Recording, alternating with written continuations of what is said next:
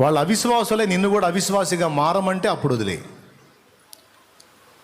ఎవరినైనా సరే యేసు వద్దు, యేసు వద్దు, యేసు వద్దు, యేసు వదిలే అంటే వాళ్ళు వదిలే, ఇబ్బంది లేదు, వాళ్ళు వదిలే. కానీ యేసు నీతో పాటు సేవిస్తుంటే వాళ్ళని ఎందుకు వదలాలి? వాళ్ళకి ఎందుకు అన్యాయం చేయాలి?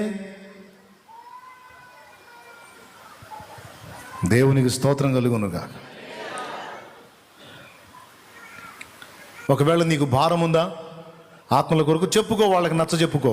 కొద్ది కాలం నాకు అవకాశం ఏంటి, వెళ్ళి ప్రభువుని సేవించి తప్పకుండా వచ్చి మీ బాధ్యత కూడా నేను చూసుకుంటాను చెప్పు. ఎలీషాని దేవుడు పిలిచాడు ప్రవక్తగా, వెంటనే పడి పోలా.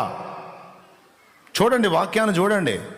ఇంటికి వెళ్ళి తల్లిదండ్రిని ముద్దు పెట్టుకొని వస్తానని అడిగాడు ఏలియాని. పో, నీకు అడ్డం లేదన్నాడు. పోయి తల్లిదండ్రిని ముద్దు పెట్టుకొని వచ్చాడు. ముద్దు పెట్టుకొని వచ్చాడా, ఇంకోటి ఏదైనా చేసి వచ్చాడా? నేను చెప్పరా ఏం చేసి వచ్చాడో? సిలువ మీద యేసు ఏం చేశాడో అదే చేసి వచ్చాడు ఎలీషా. సిలువ మీద యేసు ఏం చేశాడో, తన సిలువలో ప్రాణం పెట్టే టైంలో తన కళ్ళ ముందున్న తల్లిని యోహానుకు అప్పచెప్పి, అమ్మా ఇదిగో నీ కుమారుడు, అయ్యా ఇదిగో నీ తల్లి అని ఆ స్థితిలో ఉండి కూడా తన తల్లి బాధ్యతను నెరవేర్చిన నీతిమంతుడు నజరేయుడు యేసు.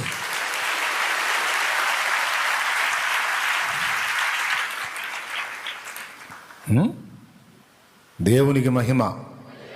చెప్పగడిగి చెప్పో.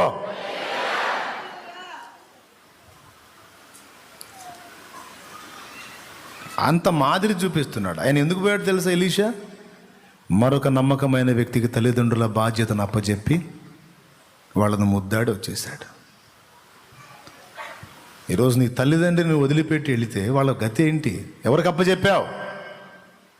నీకు బదులు ఎవరికన్నా బాధ్యత అప్పచెప్పావా? దాని కొరకు నువ్వు ఏమైనా చేసావా? చెయ్యాలి. దేవుడు రమ్మన్నాను, నేను పోతున్నాను, మీరు మొత్తం పోయి వాగులో పడండి అంటే అట్టు కుదిరితే?